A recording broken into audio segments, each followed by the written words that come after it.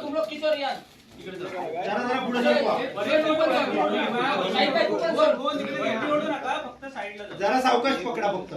तो येणार बरोबर. जरा तुम्ही खाली सोडा. सोडा. हे मागून वर उचला. हो मागून शांत बसा.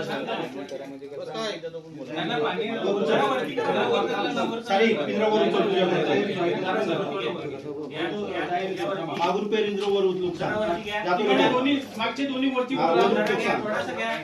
शोएब भाई तुम्हाला गेला. ओके आता गाडी आता शांत राहा. वर ओढा.